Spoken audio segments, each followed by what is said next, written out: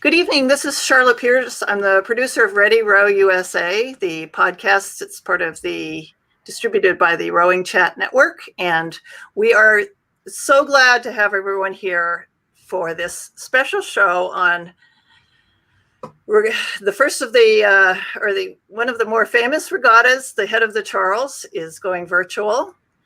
And I have here people who know a lot about this new format and how it's going to be engaging and fun for everybody, whether you're doing it on the water on an erg or live on the live competition. So we have Amy Mayer, who's the co-race director. Hi, Amy.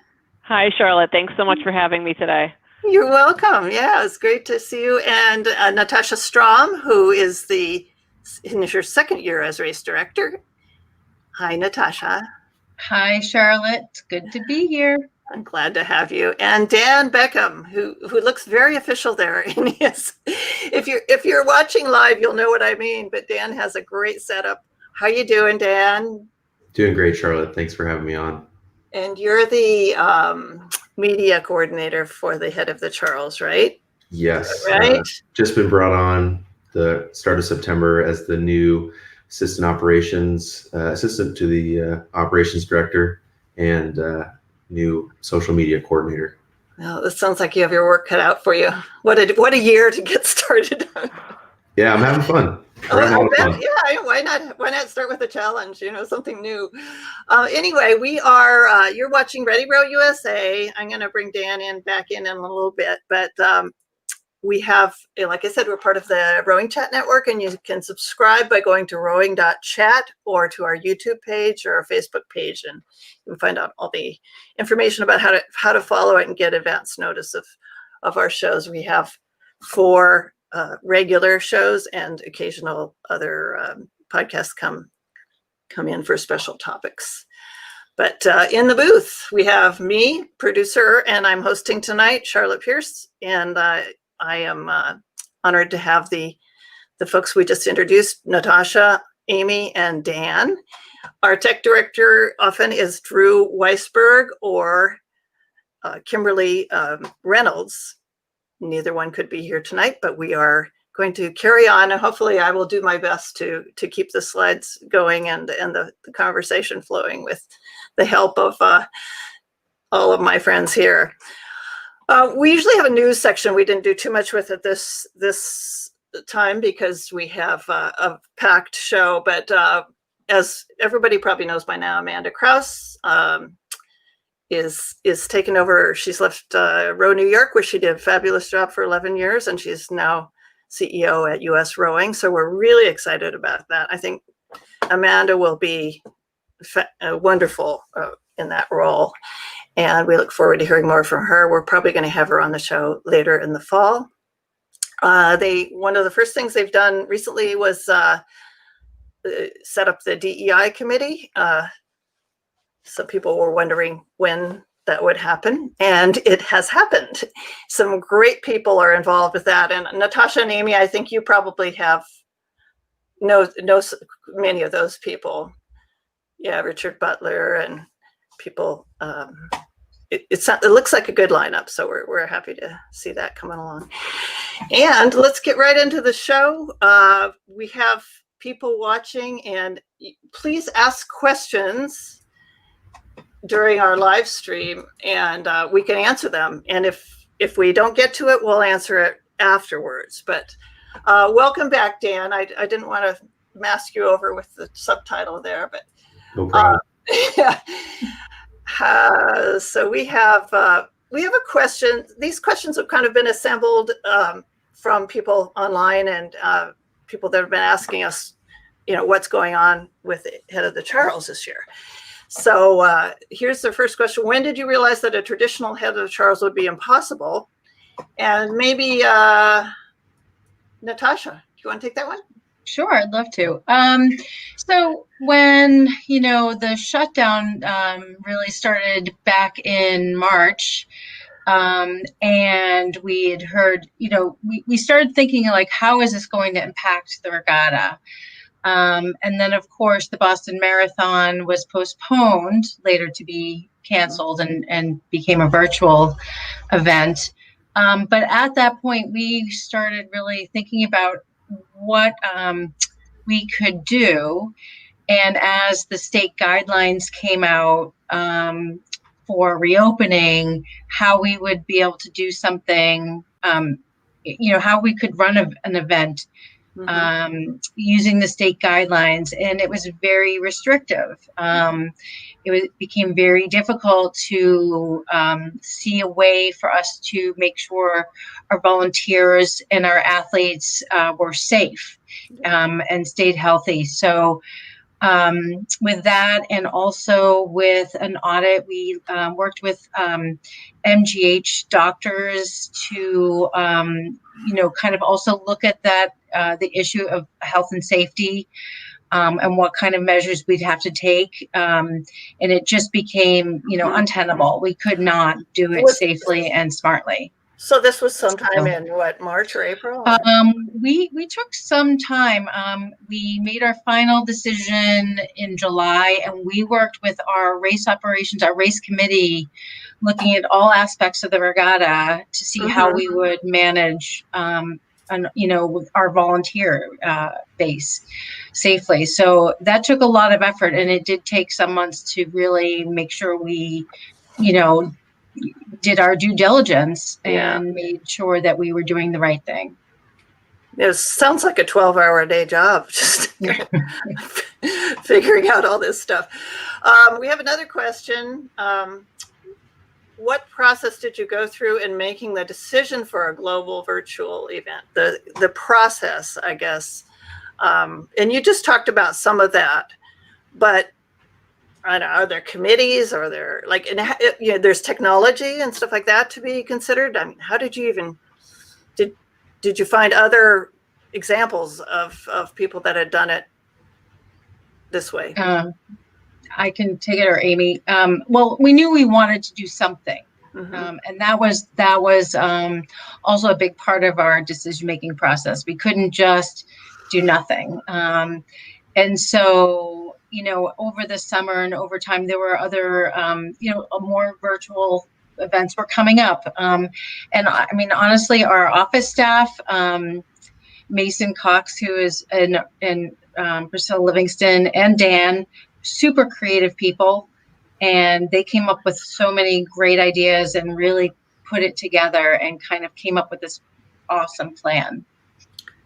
Yeah, and I think I would just add too, Charlotte, that I think that the rowing community, obviously, with everything going on, sprint races were canceled in the spring, summer racing was canceled, and I think we really wanted to, just given the head of the Charles, think about what we could do for the rowing community to try to bring everyone together again in a safe way.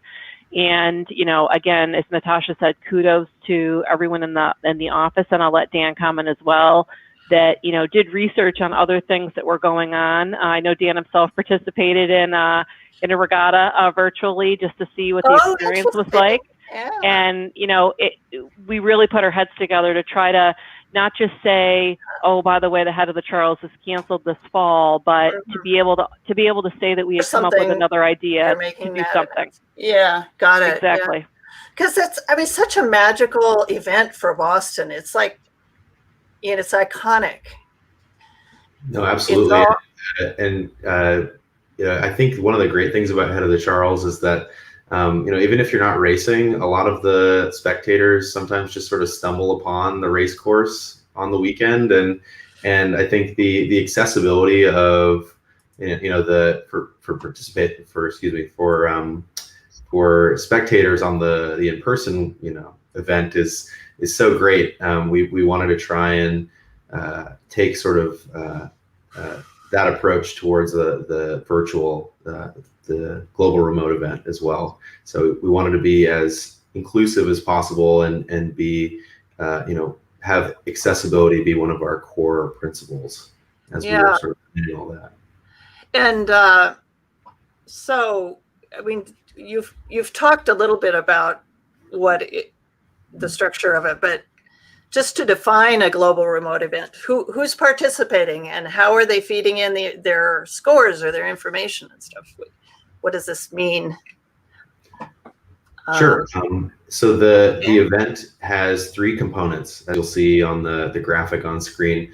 There is a participatory water event. We're calling it 4702 Water. There's a participatory ERG event, similarly titled 4702 ERG. And finally, there is a live ERG racing component that we're calling 4702 Live, all under the umbrella of 4702 HOCR 4702.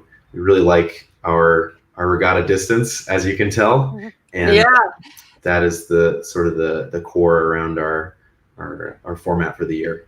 Does everybody know that HOCR 4702, that is the number of meters in the race, and that phrase is your hashtag for this event, right? Exactly. Yeah, cool. Yeah. So we have a question, who can participate and who wants to who take that? I mean, do you have a lottery? I mean, like this is the exclusive event in rowing. Right. This year, everyone can participate. That's the great thing about this, is that being a global virtual event, you can do it on any body of water. You can race the 4702 on any body of water. You could do it on ERG anywhere in the world. You can do the live event from anywhere in the world if you just need a rowing machine. So there is no lottery. So this is actually going to be sort of a more inclusive event than sort of a normal year. Yeah, there might be some benefits that come from it, from expanding it out like this. I don't know. I mean, we all want it to be the real thing, but still. What were you going to say, Amy?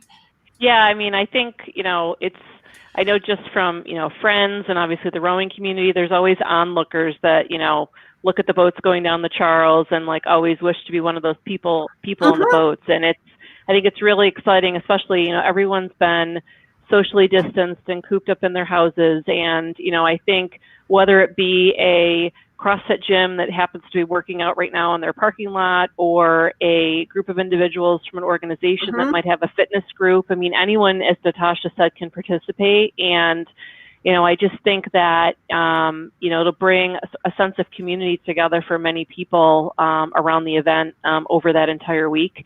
And it's just great that we'll be able to have even more people involved.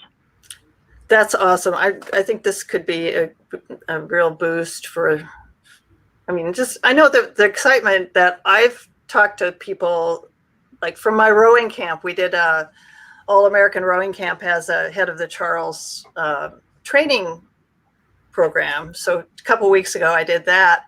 And several of the people, they said they didn't know about it. So I said, we're going to do this show. And now they're going to participate and they've registered. And so, they just want to be as close to the event as they can, this legendary race. So, and one of my coaches was Jim Dietz, who rowed. I don't know if he's even going to row this one, probably, but he only missed one since it started. So. Very cool. I know. Yeah. He's amazing. There's a question coming in about, let me get the right layout here.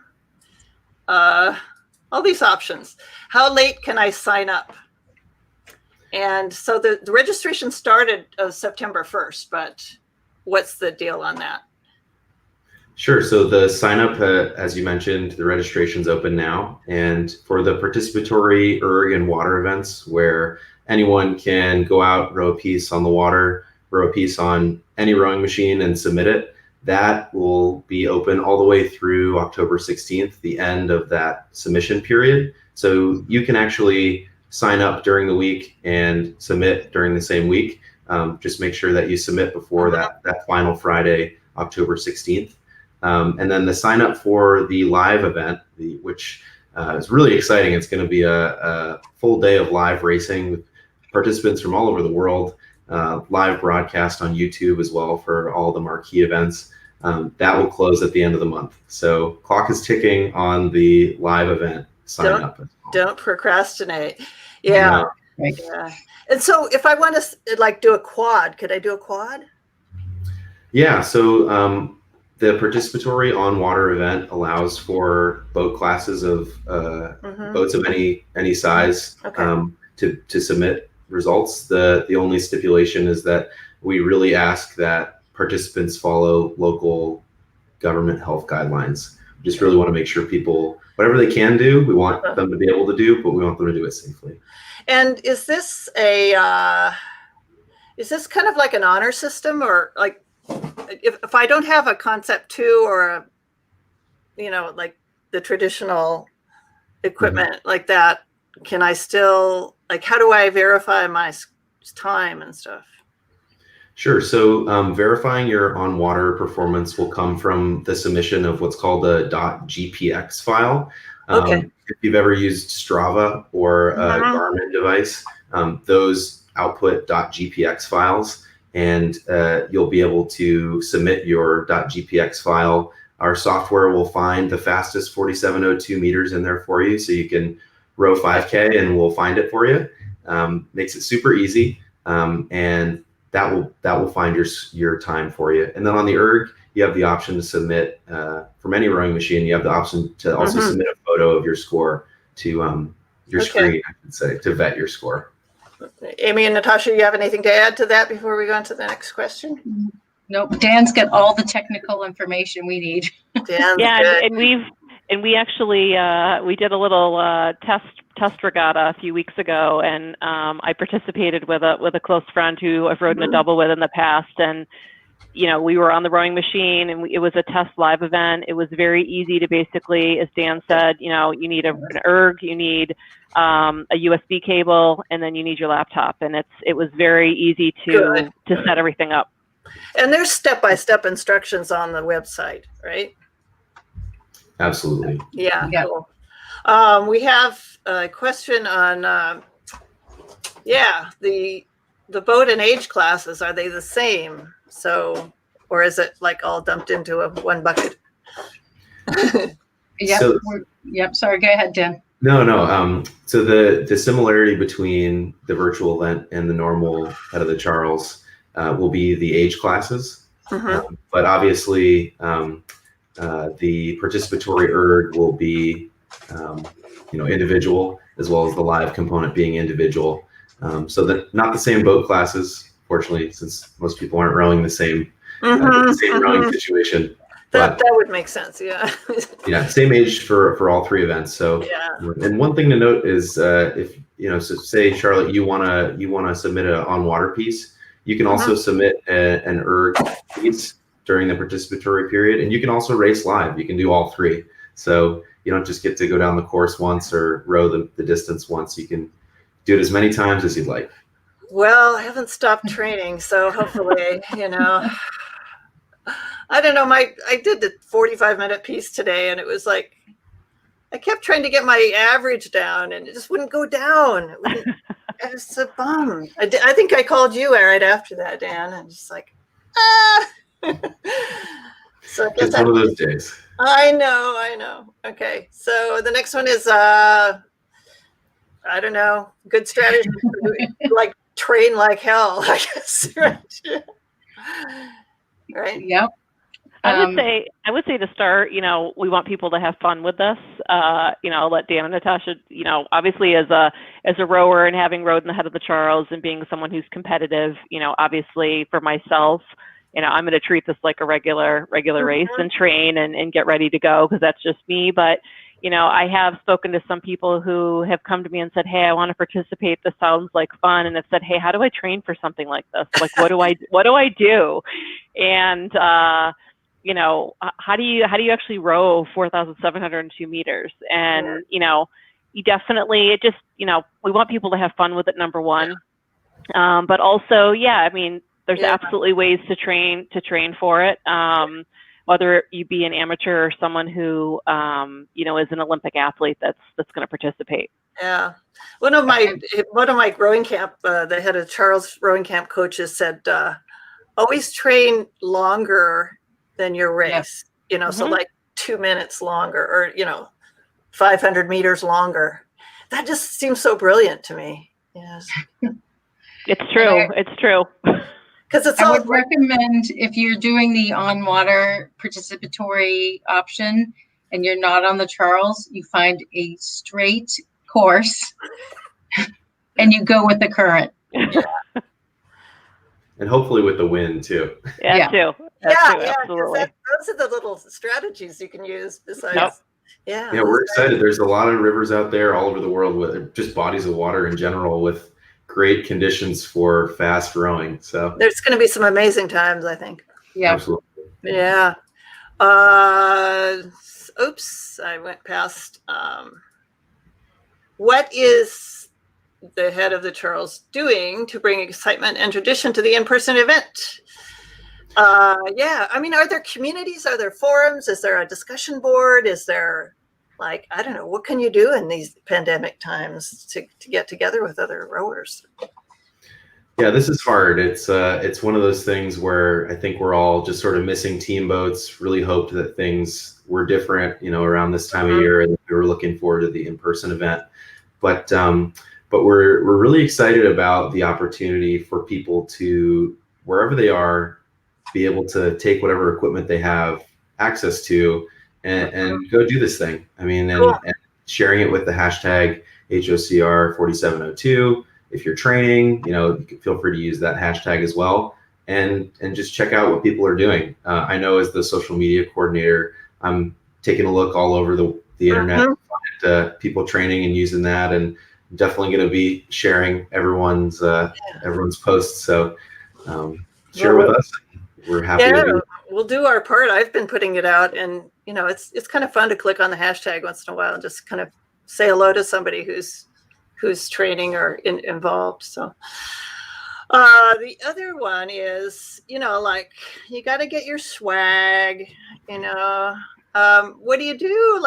Is there a page on their website that I haven't actually looked through it, but yeah, so our website has a list of, I guess, the usual suspects, all the rowing vendors that rowers know and love, all of the regatta partners and regatta patrons and regatta sponsors.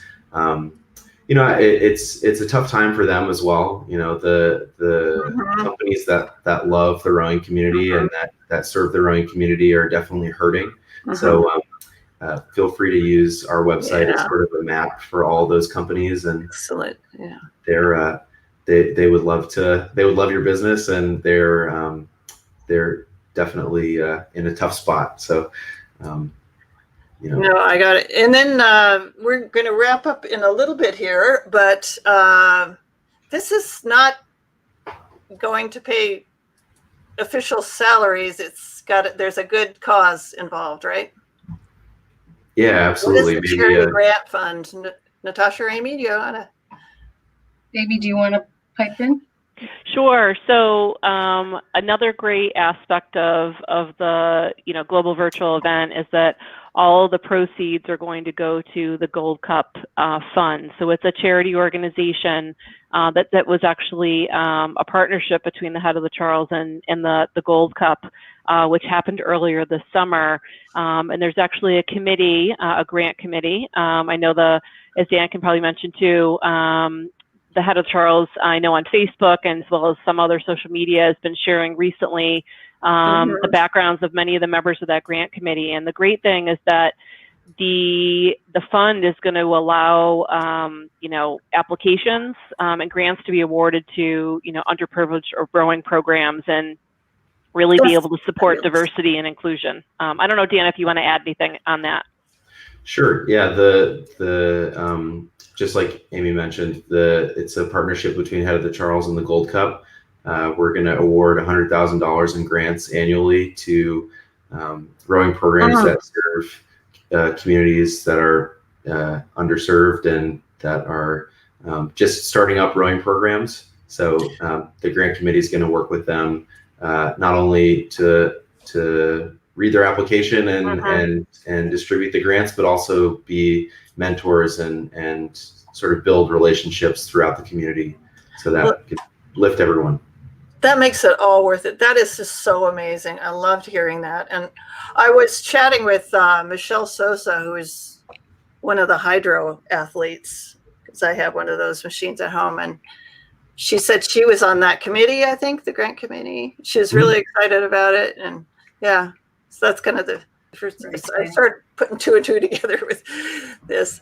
Okay, well, you guys have been great. I wanted to, you can stay on. I just have a few things to talk about at the end of the show, which is we're wonderful sponsors. We have, I'll put it up here, rowing.chat/sponsors is where you'll find it, discounts and links and deals and wonderful offerings from them. We have a new sponsor this month. If you're ready to plan a training camp in Spain, there's a sports travel agency called Castelldefels Stage Esport. I'm probably murdering that name, but it's a specialist tour operator who books sports camps for rowers, and they specialize in the Spanish region Catalunya, which is near Barcelona. So thank you for sponsoring. We also have a new Masters Rowing magazine by Marlene Royal and Rebecca Caro, who is the executive producer of Rowing Chat and our family of podcasts. They offer 4 in-depth articles per month, and including technique, performance, rowing lifestyle, and then a bonus interview, they often interview an Olympic athlete or someone who's done a lot for rowing. So that's a new sponsor. And also The Science of Rowing is another publication that is coming out, run by Will Ruth, Blake Gorley, and Joe DeLeo, who's, well-known names in rowing. Each month, members get 3 takeaway-focused research reviews on rowing training and performance, bonus video and graphic content, and a podcast episode of the trio, digging further into practical takeaways. While I have a chance here, I'm going to give a shout out to Seize the Oar. Tara Morgan is the head of that, and they're watching along with Steady State Network, which is a new rowing publication and podcast. And Cici Aguda, she's the JL ambassador, and Andres Carrazzo, who was in my head of the Charles Rowing Camp a couple of weeks ago. And now he's going to come up and do some rowing with me, I hope. And maybe he's put a question in here. Can I row it in Boston if I happen to be in the city? And I think we did answer that. Yes, you can. Thank you all for tuning in. Appreciate it. And if you connect with us and you can provide topic ideas or just come on the show and talk about something you think is interesting in the field of rowing. Just give us a, go to our contact form on the show notes, and you can win gadgets and gear and rowing services by using the hashtag on social media, ReadyRowUSA, and we will be lurking in all the traditional social media spots to see who's using the hashtag. But thanks for doing that. It just kind of helps us keep bubbling along here. We have a Rowing Club news forum, and I have been putting this out for a long time, but I would love to have news from any club. It doesn't matter how small you are, how elite you are, or how humble you are.